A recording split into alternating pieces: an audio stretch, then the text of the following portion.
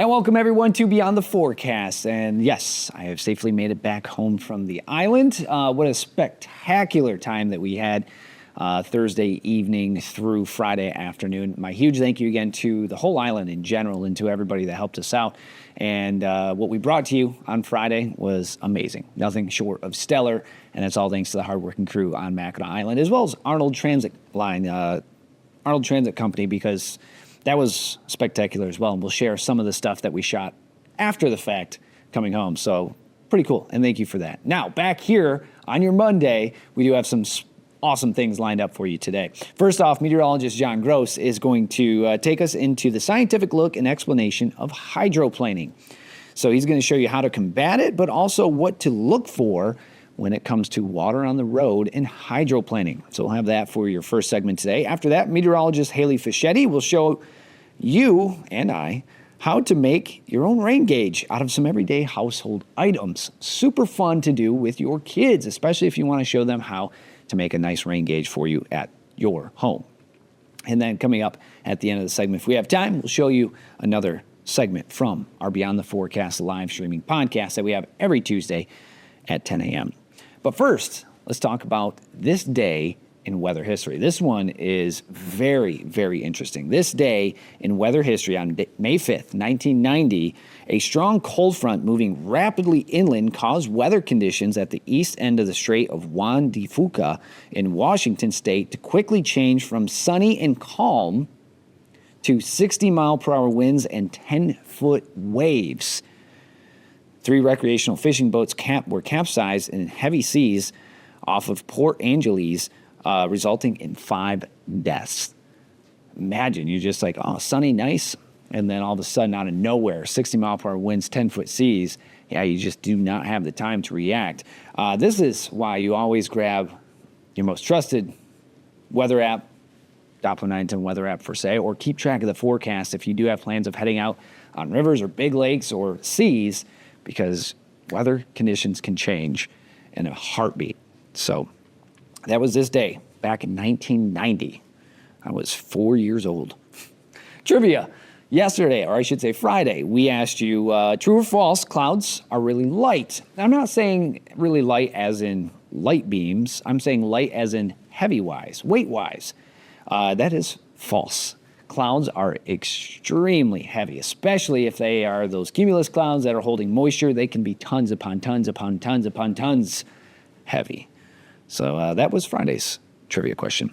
Today, we're asking you true or false once again. Raindrops are in the shape of teardrops. True or false? QR code right there. Hit it with your phone. It'll take you to where you can answer, and then we'll have the answer for you Thursday on Beyond the Forecast. Because again, we do not have shows tomorrow, Wednesday, because of soccer. But we'll have the answer to this trivia question for you on Thursday. All right, viewer photo of the day brought to you by Great Rooms, as always. Today's picture comes to us from Michelle Trivieri. She sent in this adorable, adorable picture of a baby turtle crossing the road. You know what this means, folks? It is turtle season, so slow down on the roads. If you see a turtle, help them out. They aren't the fastest creatures in the world, obviously. But look at that little baby painter turtle. I'm going to name him Michelangelo. For good reason, too. Michelle, thank you for sending in that amazing photo. And thank you to Great Rooms, as always, for sponsoring Viewer Photo of the Day. All right, let's get into the show. First segment, meteorologist John Gross is going to give us everything scientific about hydroplaning, what you can do to combat it, and what to look out for. We'll have all those details after the break. Hey there, everybody. Meteorologist John Gross, and today we're going to be talking about a topic that you might want to know about if you're ever caught driving out in the rain. And I think we've all been there at least at one point in our lifetime. It's called hydroplaning, and you have to break up the word to understand a little bit more about what exactly it means. Hydro, meaning water, and then planing, meaning you're skidding the tire right across the surface, and if you have enough water, you can lose traction from the surface, and then your tire essentially becomes a little bit more airborne. Think of it like a plane. So hydroplaning. Let's go ahead and talk about it. So you got two scenarios here. You're talking about dry roadways and you're also talking about wet roadways. Now, when we have the dry roadway, your tire, the sipens in the tire, at least all those cuts that you do see, the tread essentially, that helps to keep you in contact with the road at all times. And that's going to be a lot better when you're talking about dry roadways. Now, when we're talking about rain, when we're talking about a lot of rain, you can even see ponding out on the roadways. The contact with the roadway not going to be as good. And if you do run through, say, a puddle or a lot of water going very, very fast, your tire can lose traction a lot easier. And that's how you can start to get what's called hydroplaning. So it's not good news if you're doing some traveling. And that's a big reason why when we're talking about rain in the forecast, and if you're driving, you definitely want to slow down and drive for the conditions. So when you have the dry roadways, you're talking about that better traction. When you have wet roadways, that's when you have that chance to see what we call hydroplaning. Again, your tires, you have less contact with the roadway, and then especially if you're driving through, say, a bigger puddle, your tires themselves can lose traction easier, and that can help to make you lose control of the vehicle. Not good news. So here's a look at it, breaking it down a little bit more for you. When you're talking about that water out on the roadway and you're talking about slower speeds, you're seeing less water returning when the water is cycling right around your tires. So that's what you're wanting to do when you're talking about the chance for hydroplaning when we do have rain in the forecast or currently happening if you're out driving. You want to make sure, again, that you are reducing your speeds so you can try to keep a little bit more traction with the roadway. However, if you are increasing your speeds, now we're talking about moderate speeds, so now you're seeing what's called decent water return, so more of that water is being caught on the wheel, and now you're seeing it pretty much being returned right there at the surface where the tire comes into contact with the roadway. So now you have less traction at moderate speeds, and once you start to get really, really fast, it can get to the point where the water goes all the way around the tire.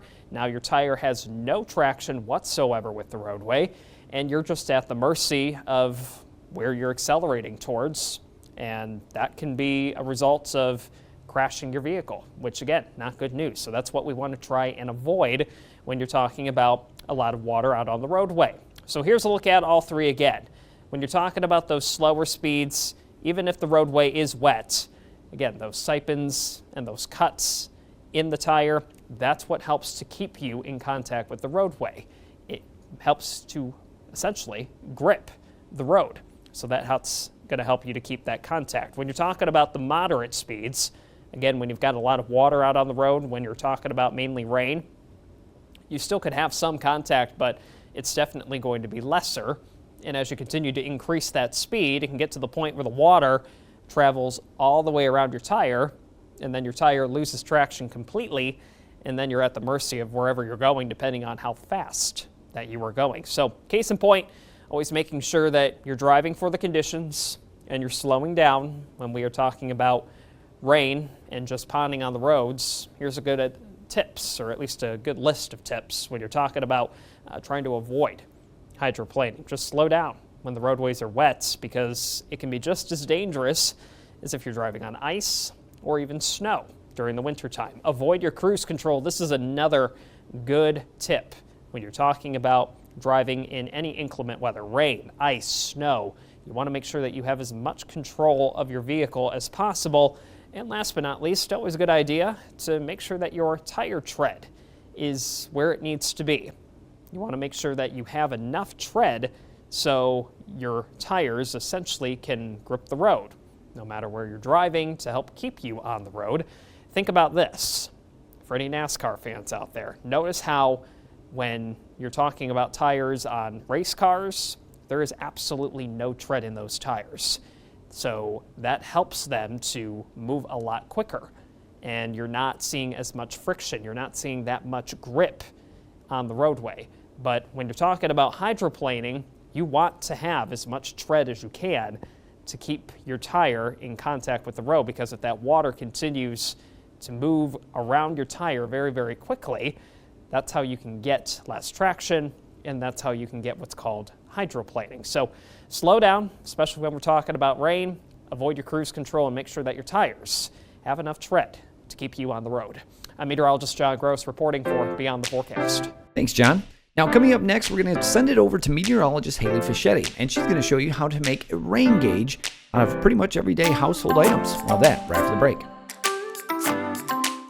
Welcome back to Beyond the Forecast. It's meteorologist Haley Fischetti, and today I am showing you guys how to make a homemade rain gauge. As we continue into the spring months, we always talk about how this is one of our wettest seasons here in northern Michigan, and we collect rain data all the time. And I do get a lot of emails of people wondering how much rain they see in their area. So this is a really fun way for you guys to see yourselves of how much rain has fallen in your backyards. It's really quick, really simple. You really only need a few things. So first, you're going to use some rocks. You're going to need an empty 2-liter bottle of soda. I then cut it in half. We'll get into that in just a second. Some tape, a ruler, a Sharpie, and then some scissors. So what you're first going to do is you're going to empty out your soda bottle, and it's going to be empty. You can dry it out too, wash it out, make sure it's not sticky. But it normally comes like this. What you're going to do is you're going to take your scissors. I already did this off camera. Kiddos, you might need some help with some parents. I also use an X-Acto knife to help. And you're going to cut around the ring. What you just did is you just made a funnel for your rain gauge. You'll be able to put it in upside down. It'll be really easy for when rain to fall in. It has an easy way for it to fall into your rain gauge. Now, it is pretty light because it's a plastic soda bottle. So what I have here is some rocks. So before we go and tape this all together, I'm going to put some rocks at the bottom. The best way to do this is making sure it stays just below this very clear plastic line. This is going to help the wind doesn't blow it away. It will stay pretty secure when you put it outside. Once that's all set up, you're then going to take your funnel and put it upside down. Trying to get the center of it, the funnel in the center as much as you can. And once you're happy of the placement, you're going to just take some tape to secure it. This experiment really is just so simple. I'm only using just a couple pieces of tape. Of course, I'm using just regular tape, but if you want to use something more secure like electrician tape or duct tape, you're more than welcome to, as it might be a little bit secure if you want to do this for long periods of time. So once this is all put together, you pretty much have your rain gauge, but you're going to want to know how to measure it, right? So that's where the ruler comes into play. What I did is I actually took out a piece of tape and lined it on the surface, and I marked with my Sharpie where an inch was. Once I did that, from this little line, I put the tape on and I made my marks of where the inches were. So with the Sharpie, I then put it on to the soda bottle. 1 inch, 2 inch, 3 inch, 4 inch. Looks like my rain gauge can probably get to around 3.5 inches before it starts to go back into the funnel. Now with this, obviously, this isn't a perfect cylinder, and that's okay. This means you are going to have a little bit of an error. We're looking at around 1/4 to 1/2 inch of error when it comes to the amount of rainfall you have. This isn't perfect. We don't have the NWS grade rain gauge like we do here at the station, but this should still give you a really good idea of how much rain you have in your area. Now, when this overflows, all you have to do is cut the tape off, empty it, place more rocks maybe, and then retape it, and then your rain gauge is good to go. This should last you a season if you take care of it pretty well. You can even use, I've seen some people use pipes to make a rain gauge. It's really up to you. This is just a really simple way, and a lot of home things that you have can make a rain gauge really in a matter of 15 minutes, and then you're good to go for the spring season. Now, if you guys make your homemade rain gauge, I would love to see it in action. Snap a pic, send it our way. We can show it on Beyond the Forecast. But that's it for me, guys. We'll have more information and, of course, more experiments and explainers over on Beyond the Forecast. Thanks, Haley. What a fun experiment that you can do with the kids. Now, coming up next is our last segment here on Beyond the Forecast. We'll have that and much more coming up right after the break.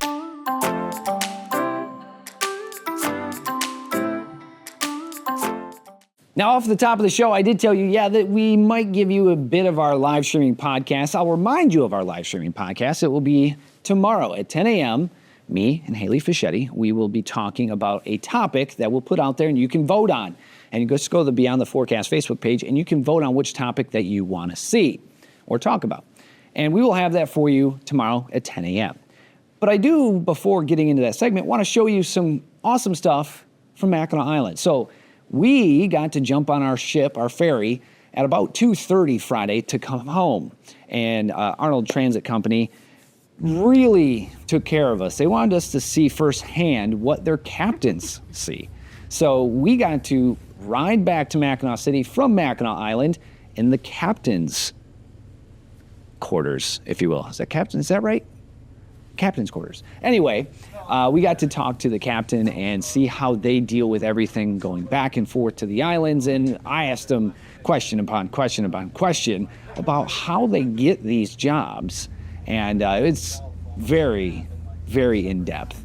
There's a lot to go with it because you have to think about what you're crossing. You're crossing, yes, big lakes, but it is a main highway for shipping. And then you have recreational. And then you're taking care of about 150 plus people at times. So you have to go through a lot to captain these ferry boats.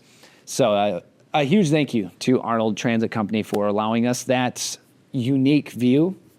And again, a huge thank you to everyone on Mackinac Island, whether it's the Mackinac Island Tourism Bureau or if it's the Grand Hotel, Mission Point Resort, the Island House for giving us a place to stay, and of course all the fudge shops and the Mackinac Island Cookie Company, all the people that we got to talk to and interact with on the island and spend some time at. Thank you. As Josh Monroe, photojournalist Josh Monroe and myself, had a wonderful time. So thank you for all of that. Now, again, tomorrow we will be having our live streaming podcast at 10 a.m. Head to Beyond the Forecast Facebook page. There will be topics for to pick on. So we will be discussing one of those topics, and then we will have that for you Tuesday morning, 10 a.m. And then we'll show you the segments from that throughout the week. But if you want to catch our podcast, our live streaming podcasts of old, there's 4 of them. You can head to the 910 News YouTube channel, or you can head to the Beyond the Forecast Facebook page, or my professional Facebook page, or also the 910 News Facebook page, where they are living in VODs. But if you don't want to go there and you just want to hear the podcast, you can go to wherever you pick up podcasts. And that's where you'll find them as well. We're working on getting those all on Apple Podcasts and Spotify and everywhere that you can either listen or also watch. So tomorrow, 10 a.m., meteorologist Haley Fischetti and I will be sitting down and talking to you live. You can interact with us, ask us questions about that said topic, and we will discuss away. So there you go. That's today's episode of Beyond the Forecast. Again, reminder, we will not have Beyond the Forecast tomorrow or Wednesday because soccer will be on. So we'll be returning back with you on Thursday with more Beyond the Forecast, more science, more weather, and more experiments and fun for you to test out at home or learn. So for meteorologist John Gross, for meteorologist Haley Fischetti, I am Chief Meteorologist Michael Stevens. We thank you for being here today, joining us for Beyond the Forecast. We will see you right back here Thursday at 4:30 for more Beyond the Forecast. Be good, stay safe, take care. We'll see you on Thursday.